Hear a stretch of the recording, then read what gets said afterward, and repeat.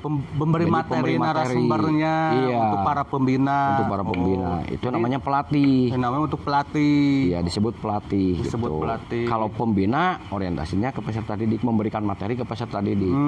Gitu. Jadi cukup untuk peserta didik mah punya KMD KMLG cukup ya? Iya. Karena KPD hanya untuk orang dewasa saja. Betul. Oh, plus dong. Ternyata betul. Beliau paham juga nih sahabat TJOK tentang apa itu KMD KML sama KPL. Ya luar biasa ya. Nah ngomong-ngomong Abah juga katanya aktif juga nih di apa namanya? Oh ya, Kuarcab ya. Kuarda ya. Kuartir Cabang. Nah itu Abah betul itu infonya Bah? Betul. Ya. Bahkan saya pernah menjabat jadi pengurus di Kuartir Cabang itu jadi sekretaris korps pelatih. Korps pelatih. Ya, kemudian pengurus Pusdiklatcab. Pusdiklatcab. Pusdiklatcab apa itu? Pusat Pendidikan dan Latihan Kuartir Cabang. Oh, Pusat Pendidikan Latihan Kuartir Cabang. Iya. Oh, jadi Kuarcab juga Abah aktif. Alhamdulillah aktif. Sekretaris kop itu iya. kumpulan pelatih mungkin ya? Iya, organisasi pelatih itu namanya korps pelatih. Itu tugasnya apa Pak itu? Tugasnya kalau Pusdik itu menyusun kurikulum untuk pelatihan, untuk kursus. Kalau korps pelatih itu tugasnya mengumpulkan para pelatih, kemudian menentukan pada saat kursus itu siapa yang akan menjadi pimpinan kursus atau pinsus, kemudian menunjuk teman-teman pelatih yang siap menjadi pemateri. Pemateri narasumber. Iya, itu dimusyawarahkan di korps pelatih itu. Tugas korps pelatih itu ya. Oh, betul. Gitu. Ternyata pramuka juga ada kurikulumnya juga. Ya. Ada kurikulumnya juga Bapak ya? Ada, betul. Oh, ada ya tim kurikulumnya. Nah, di Abah katanya sempat juga di Kuarda. Di Kuarda sempat aktif di kegiatannya saja. Tapi kalau jadi pengurus tidak. Tapi beberapa kegiatan yang diselenggarakan oleh kuartir daerah, bahkan kuartir nasional itu pernah dilibatkan gitu. Baik itu jambore daerah atau LT ya, lomba tingkat 4 di daerah itu pernah terlibat. Jambore daerah, lomba tingkat. Itu emang ada level-levelnya Bah, lomba tingkat? Ada. Levelnya itu lomba tingkat 1 itu di tingkat gugus depan di sekolah diselenggarakannya. LT1. Iya, LT1. Gugus depan di sekolah. Nah, kalau LT2 itu tingkat kuartir ranting kecamatan. Kuartir ranting kecamatan. Ya, jadi kuaran yang menyelenggarakan pesertanya dari setiap gugus depan, dari setiap sekolah-sekolah mengirimkan LT2. Kemudian yang lolos jadi juara di LT2 baik putra maupun putri itu jadi utusan ke LT3, lomba tingkat 3 itu tingkat kuartir cabang atau kota. Tingkat kotanya. Betul. Nah, yang lolos di situ baik putra maupun putri itu jadi utusan ke LT4. LT4 naik lagi tingkat daerah, tingkat provinsi. Ya. Oh, gitu. Nah, pemenang dari situ ke LT5 tingkat nasional. Tingkat nasional LT5 iya, sebutnya. LT5 yang menyelenggarakannya kuartir nasional. Kuartir nasional. Betul. Gitu. Kalau jambore juga sama, ada level-levelnya enggak? Sama, jambore juga. Ada yang dinamakan jambore ranting, itu yang menyelenggarakannya kuartir ranting. Level-level lagi. Iya. Jamran namanya. Jambore ranting. Kalau tingkat kecamatan. Kalau di kuartir cabang, jambore cabang. Jamcab. Atau jamda di tingkat daerah provinsi. Jambore daerah. Di tingkat nasional juga sama, jambore nasional. Jambore nasional berarti Jamnas. Jamnas. Jamnas. Kemudian ada yang tingkat internasional. Ya. Sebut ada jambore. Ada gitu jamdun. Ada betul, jambore. Pak? Ada iya, jamdun ada jambore ASEAN ya. Jambore ASEAN itu hanya putar ASEAN, negara-negara ASEAN. Ada juga jambore dunia. Diikuti oleh seluruh organisasi. Ya kalau di kita organisasi gerakan pramuka ya. Di tiap negara juga sama. Hanya berbeda nama saja. Kalau di Malaysia pengakap gitulah. Jadi semua negara mengikuti pestanya. Anak-anak penggalang itu jambore. Oh iya, tadi sempat begini. Itu. Bedanya LT sama jambore itu apa, Bah? gitu. Kalau jambore itu pesta ya, jadi siapa saja boleh ikut. Oh, siapa saja. Yang berminat ikut nih jambore. Kita bicara di tingkat Penggalang ya. Iya, Penggalang. Jadi Penggalang itu berarti usia jambore, SMP ya? Iya. SMP. Jadi siapa saja yang ikut. Dan itu juga tidak murah biayanya. Ya, Pak Surya yang kita ketahui. Maaf, kalau jambore itu siaga bisa? Bisa. Oh, bisa ada juga jambore. Namanya juga. bukan jambore tapi pesta siaga. Oh, beda lagi. Kalau siaga namanya Pesta siaga. pesta siaga. Kalau Penggalang namanya jambore. Oh, lanjut Bah, dari Penggalang ngerti sekarang jambore gitu ya di SMP ya, jambore. Nah, itu kan jambore yang tingkat ranting sih mungkin masih bisa lah ya. Kita menyelenggarakan yang tempatnya tidak terlalu jauh dan kemudian tempat itu harus disewa tidak terlalu mahal. Nah, jadi kemampuan orang tuanya juga bisa mumpuni lah ya. Tapi sampai itu tingkat jambore cabang karena kuartir cabang yang menyelenggarakan. Tapi kalau yang namanya sudah tingkat nasional kemudian tingkat daerah itu biasanya kosnya yang lebih mahal. Karena harus melengkapi uniformnya dari mulai kepala sampai kaki. Dari seragam juga harus pramuka lah semua gitu harus lengkap. Kemudian biaya transportasi, biaya makan itu dihitung. Kalau misalnya peserta nih mau ikut jambore itu biaya sendiri atau dari bantuan, ada bantuannya enggak? Kalau yang tingkat daerah biasanya utusan dari kuartir cabang. Itu ada subsidi. Ada subsidi. Iya, dari kuartir cabangnya. Gitu. Yang ke tingkat nasional ada subsidi entah 50-50 entah berapa itu dari tingkat tergantung daerah. Ya, situasi daerah. Iya, betul. Tergantung keuangan tiap-tiap kuartir cabang atau tiap kuartir daerahnya. Jadi kalau jambore itu mah acara-acara kegiatan lah, pesta diberi materi gitu ya mungkin ya. Iya. Kalau LT itu? Kalau LT itu lomba. Oh. LT itu lomba tingkat. Ya. Oh, jadi lomba-lomba. Itu lomba lebih ke keterampilan kepermukaan, ke skill. Skill peserta didiknya. Skill peserta didik. Itu seolah-olah itu pun evaluasi bagi kita para pembina. Sampai sejauh mana kita memberikan materi atau keterampilan kepada peserta didiknya. Sehingga nanti peserta didik kita merasa mampu untuk dilombakan, baik itu di tingkat ranting, tingkat cabang, ya, tingkat daerah, bahkan tingkat nasional. Jadi wadah untuk berprestasi anak pramuka di situ ya, ajangnya ya. Betul. Oh, itu bedanya ternyata LT itu tempat ajangnya prestasi anak-anak gitu ya, buktinya di situ ya. Ya. Gitu. Jadi jambore ranting, LT ada perbedaan, sahabat. Bah, itu untuk bagi guru PJOK nih generasi milenial, kira-kira perlu nggak kita untuk tahu gitu Bah tentang kepramukaan?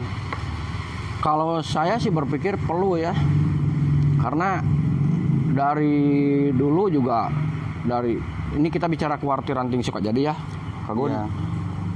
Dari dulu dari semenjak zaman keakwarannya Ibu EN almarhumah Pak Yudi ya. Itu yang bahkan yang aktif di lapangannya justru teman-teman dari PJOK. Oh, guru PJOK dulu itu sudah aktif pramukanya. Pak Triaga, saya, Pak Asep, Pak Aceng, Pak Perwata. Saya ingat kalau Pak Aceng itu apa gelarnya kemarin?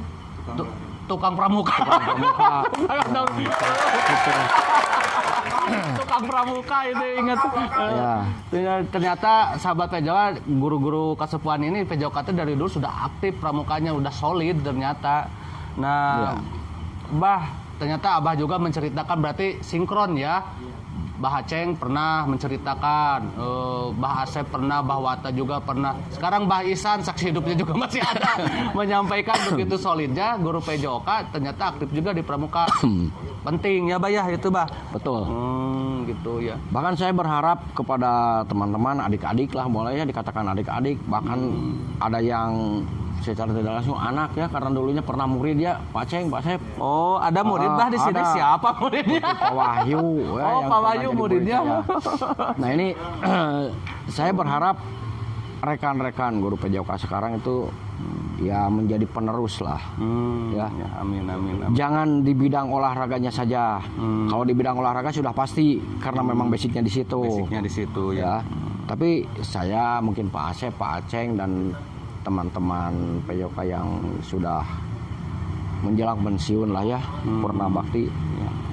Berharap ada generasi penerus dari rekan-rekan PJOK ini yang melanjutkan betul.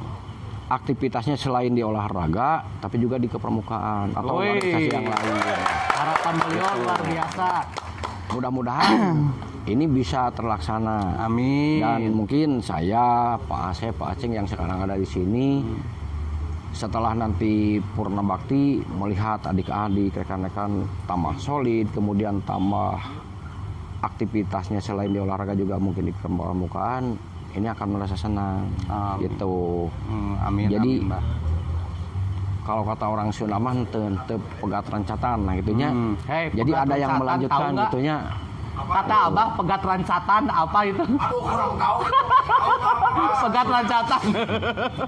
Bahasa Sunda ya. Pengas rancatan itu artinya jadi putus di tengah jalan, tidak ada putus, generasi. tidak ada generasi, Disebut. ya, Kalau peribahasa Sunda itu pengas rancatan. Padian kemarin putus. Ya, Putus pengas apa? rancatan. Ada putus cinta. Gitu. Jadi mumpung masih semangatnya masih Jiwa mudanya ya. Muda, kemudian Banyak waktu. ya mungkin banyak gitu waktu ya. kemudian ya masih wawasannya masih bisa bertambah luas. Jadi manfaatkan ya di kegiatan Betul, tidak ada salahnya. Jadi selain kita ngumpul membahas PJOK-nya, ya tidak ada salahnya lah kita ditambah dengan aktivitas Kecakapan yang berbicara lain, kecakapan yang lain. Itu yang lain. Ogun, harapan. Amin. Mudah-mudahan ini harapan beliau pesan buat kita ya, guru PJOK. Tambah nih kecakapannya, terutama di bidang organisasi kepramukaan. Bisa nggak ya kita solid ya? Bangkit yuk. Bangkit yuk. Bah, kira-kira menurut Abah manfaat dibalik manfaat kita nih, misalnya seandainya generasi PJOK ini aktif di pramuka, manfaat buat kitanya itu apa gitu, Bah? Ya selain menambah wawasan, juga menambah teman lah, rekan ya, menambah saudara. Karena yang namanya berkegiatan, kalau kita aktif seperti saya ya, punten bukan menyombongkan diri.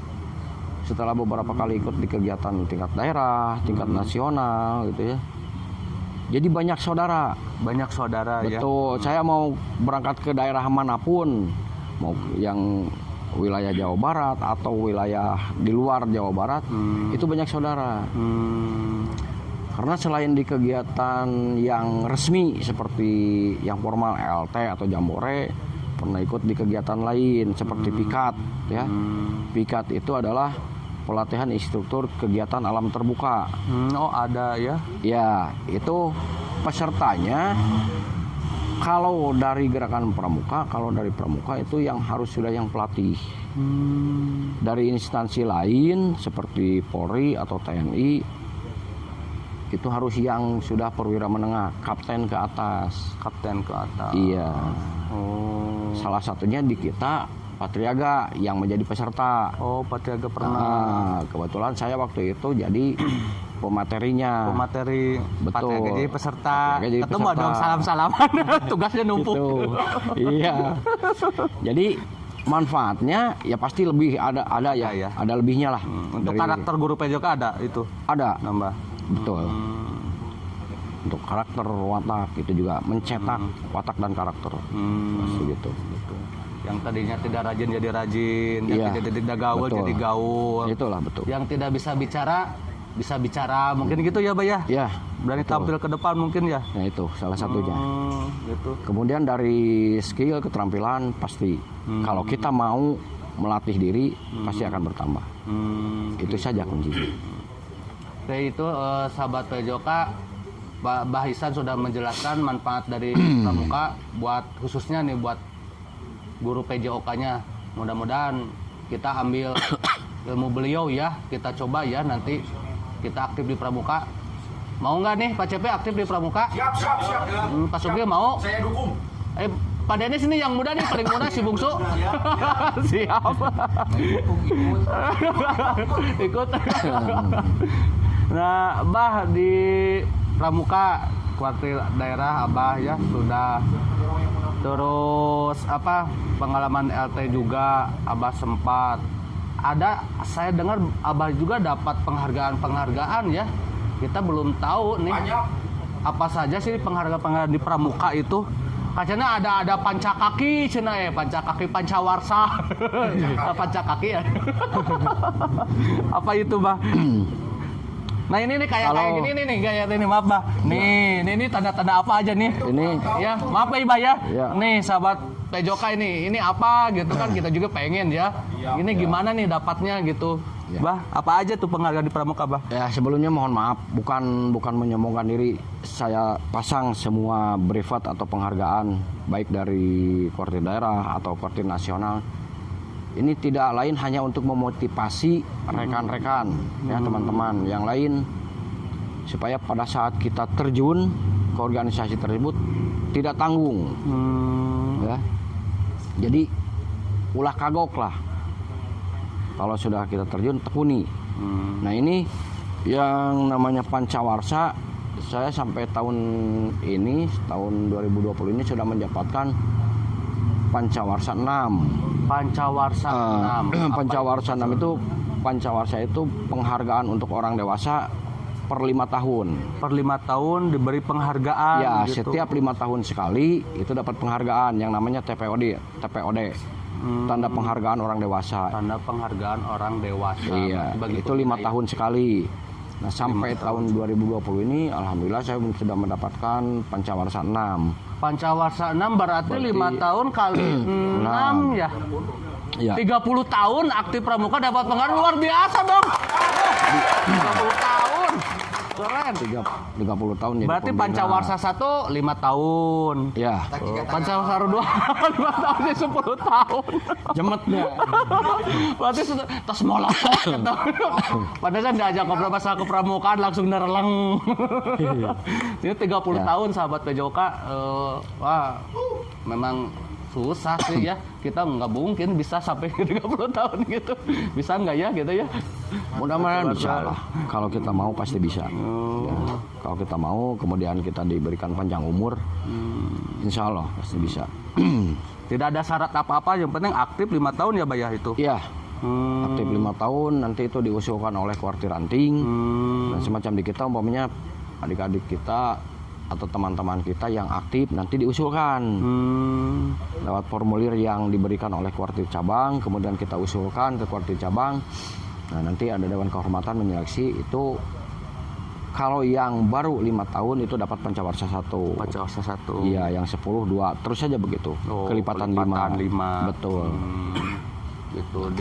Itu bentuknya di Pancawarsa 1 nih dapat tangan itu diberi oleh siapa Pak?